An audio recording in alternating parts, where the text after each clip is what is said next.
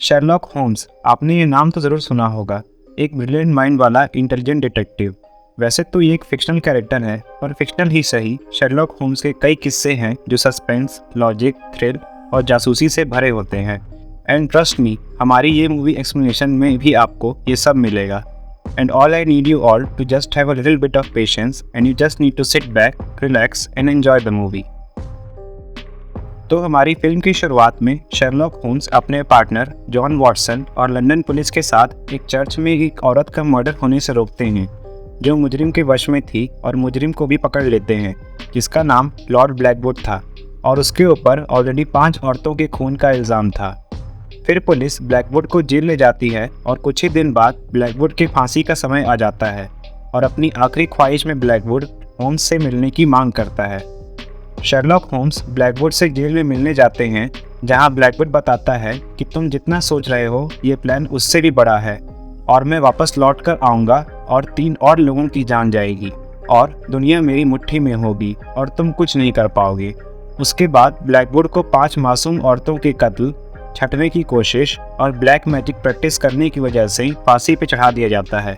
और वॉटसन इस केस का अटेंडिंग फिजिशियन होने के नाते ब्लैकवुड की मौत को कंफर्म कर देता है। उसके बाद एक दिन होम्स से मिलने उसकी एक्स गर्लफ्रेंड आयरिन एडलर आती है और उसे एक आदमी जिसका नाम लियो क्रियर्डन होता है वो खोजने का काम देती है। आयरिन एक शातिर औरत थी और इस कारण होम्स को आयरिन पर भरोसा नहीं था और वो झट से आयरिन का पीछा करता है और पता चलता है कि किसी ने आयरिन को धमकी पूर्वक हायर किया है होम्स के थ्रू क्रियर्डन का पता लगवाने के लिए। होम्स इस केस को लेने में दिलचस्पी दिखा ही रहा होता है कि तभी एक पुलिसमैन आके बोलता है कि किसी ने ब्लैकवुड को उसके कब्र से बाहर आते हुए देखा है, जिसे सुनकर दोनों हैरान हो जाते हैं। शेरलॉक और जॉन ग्रेवयार्ड जाते हैं और ब्लैकवुड की कॉफिन को बाहर निकालकर देखते हैं कि ब्लैकवुड की जगह रियर्डन की बॉडी है। इस दृश्य को देख पुलिस, होम्स और वॉटसन सभी हैरान हो जाते हैं। सबको लगता है कि ब्लैकवुड कोई भगवान है जो मरने के बाद भी वापस आ गया है, पर होम्स को पता था कि ज़रूर इसके पीछे किसी की साजिश है और शेरलॉक और वॉटसन इस केस में आगे लग जाते हैं। खैर, होम्स को कॉफिन में रियर्डन की घड़ी दिखती है और वो उसे चुपके से अपने पास रख लेता है और उस घड़ी के सहारे वॉटसन और होम्स रियर्डन के ठिकाने पे पहुंच जाते हैं, जो एक केमिकल लैब की तरह होता है। वहाँ से होम्स को कई सारी इंपॉर्टेंट डिटेल्स मिलती है, जैसे रियर्डन ब्लैकवुड के लिए काम कर रहा था और उसके लिए कई सारे टेक्निकल इक्विपमेंट्स, केमिकल्स बना रहा था। वॉटसन और होम्स रियर्डन के ठिकाने से अपना काम करके जा ही रहे होते हैं कि वहाँ कुछ लोग आ जाते हैं जो ब्लैकवुड के आदमी होते हैं और वे उस ठिकाने को जलाकर सारे एविडेंस मिटाने आए थे और अब वो जॉन और शेरलॉक को मारने की कोशिश करते हैं। हालांकि जॉन और वॉटसन को कुछ नहीं होता है, पर भिड़ंत में लंदन के एक पोर्ट पर काफ़ी प्रॉपर्टी का नुकसान हो जाता है,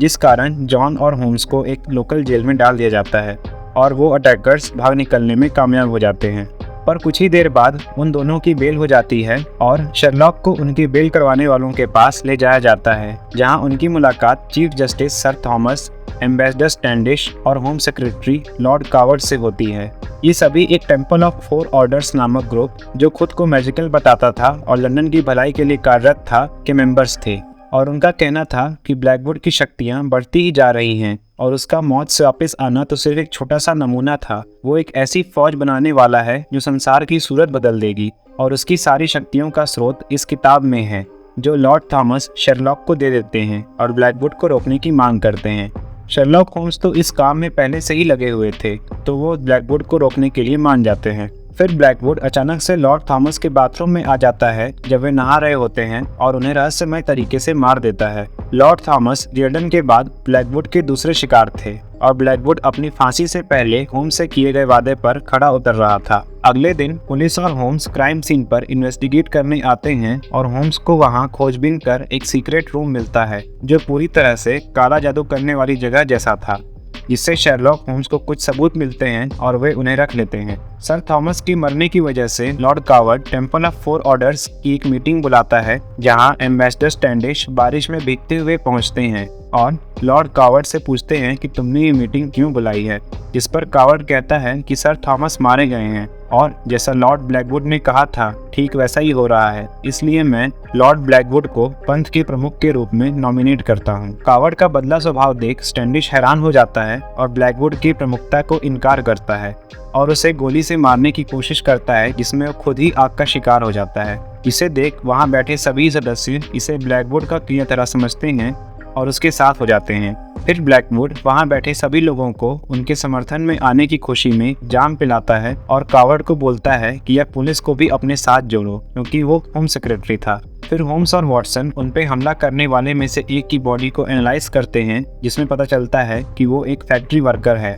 और वो उस फैक्ट्री में जाते हैं ताकि ब्लैकवुड तक पहुंचने लायक कोई सबूत मिल जाए। वहां पहुंचकर उन्हें रियर्डन के लैब जैसा एक और लैब दिखता है, जिसमें उन्हें कुछ सुराग मिलते हैं और फैक्ट्री के दूसरे कोने में आयरीन एडलर भी फंसी हुई दिखती है, जिसे ब्लैकवुड ने वहां बांध कर रखा हुआ था और मरने के लिए छोड़ देता है। शर्लॉक और जॉन किसी तरह से आयरीन को बचाते हैं और ब्लैकवुड को पकड़ने के लिए उसके पीछे जाते हैं। तभी जॉन उसके जाल में फंस जाता है और एक बड़े धमाके का शिकार हो जाता है और उसे कई गंभीर चोटें भी आती हैं। ब्लास्ट रुकने के बाद वहां पुलिस आ जाती है, जो होम्स को लॉर्ड कावर्ड के कहने पर पकड़ने आई हुई थी और शर्लॉक वहां से जॉन की सही सलामत होने की खबर पाते ही भाग जाते हैं। इस हादसे से शर्लॉक समझ जाता है कि ब्लैकवुड को पकड़ने के लिए उसके तरह ही सोचना होगा और वो पिछले दिनों में सारी घटनाओं को फिर से सोच विचार करता है और लॉर्ड थॉमस द्वारा दिए गए किताब को पढ़कर इस नतीजे पर पहुंचता है कि ब्लैकवुड का फाइनल एक्ट पार्लियामेंट हाउस में होगा। होम्स आयरीन और जॉन को इसके बारे में बता ही रहा होता है,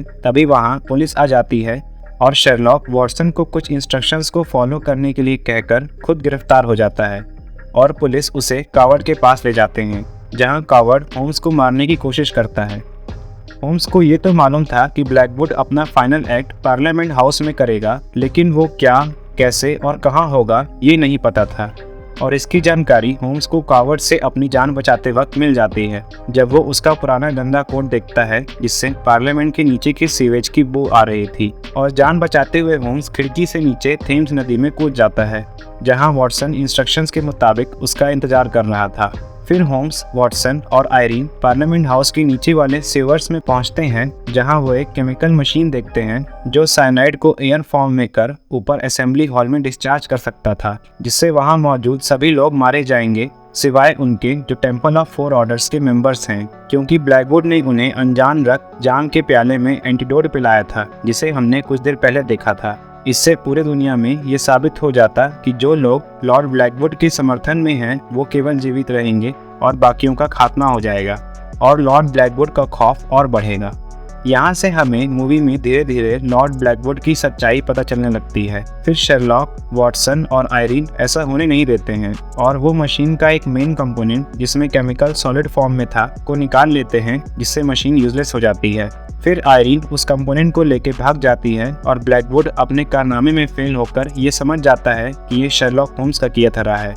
और वो उनका पीछा करने लग जाता है। आयरीन से होम्स वो केमिकल कंपोनेंट छीनना चाहते थे, क्योंकि उन्हें डर था कि उसका कुछ बुरा उपयोग ना हो और ब्लैकवुड होम्स का पीछा करता है ताकि वो उस कंपोनेंट के जरिए अपने लास्ट प्लान को फिर से अंजाम दे सके। तीनों एक दूसरे का पीछा कर एक अंडर कंस्ट्रक्शन ब्रिज के ऊपर पहुंच जाते हैं और ब्लैकवुड का पैर रस्सी में फंस जाता है, जिससे वो ब्रिज से नीचे गिरने लगता है। इसी बीच शर्लॉक ब्लैकवुड की शुरुआत से लेकर आखिरी तक हर चाल का पर्दाफाश कर देते हैं कि कोई जादू था ही नहीं,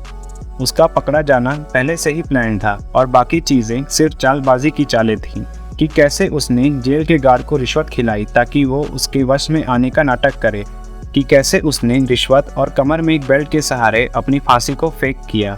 कैसे उसने कब्र को पहले से ही तोड़कर साधारण से गोंद से चिपका दिया था जो बारिश के कांटेक्ट में आने से कमजोर पड़ गया, और कैसे उसने मॉडर्न साइंस का यूज करके थॉमस को मारा, जिसके बारे में होम्स को रियर्डन के लैब से पता चला, और कैसे उसने स्टैंडिश को गंध रहित आग पकड़ने वाली लिक्विड से भिगा दिया जब वो टेम्पल ऑफ फोर ऑर्डर्स की मीटिंग पे गया था, जिसे वो बारिश समझ बैठा था, और छेड़छाड़ की गई बंदूक की एक चिंगारी से वह खुद ही मारा गया। और ये सारा ड्रामा इसलिए ताकि दुनिया को लगे कि तुमने सर्वशक्ति पा ली है। ब्लैकवुड होम्स को अपनी जान बचाने के लिए कहता है, लेकिन तब तक देर हो जाती है और वो ब्रिज से गिर जाता है और जंजीर के फंदे में फंसकर मर जाता है। फिर शर्लॉक आयरीन के पास जाते हैं और पूछते हैं कि वो कौन है जिसके डर में तुमने मुझे रियर्डन को खोजने के लिए बोला था। तो आयरीन बताती है कि उसका नाम मोरियार्टी है और वो एक प्रोफेसर है। आयरीन का होम्स के पीछे लगना और मशीन के केमिकल कंपोनेंट को लेके ब्रिज की ओर भाग जाना सब मोरियार्टी का प्लान था, जिससे रेस्ट ऑफ द मशीन अकेले रह जाए और प्रोफेसर मोरियार्टी उसमें से वो वायरलेस कम्युनिकेशन टेक चुरा ले जो ब्लैकवुड यूज करने वाला था और कुछ और खतरनाक कर सके। शर्लॉक ये सब रियलाइज कर ये समझ जाते हैं कि ये खेल अभी खत्म नहीं हुआ है और उनका मोरियार्टी का कुछ भयानक करने से पहले रोकना बहुत जरूरी है, और ये फिल्म यहीं खत्म हो जाती है। खैर, ये तो शर्लॉक होम्स के कई दिलचस्प किस्सों में से एक था। हम ऐसे ही एक और दिमाग हिला देने वाले किस्से के साथ अगले वीडियो में फिर लौटेंगे। तब तक के लिए take care and bye bye.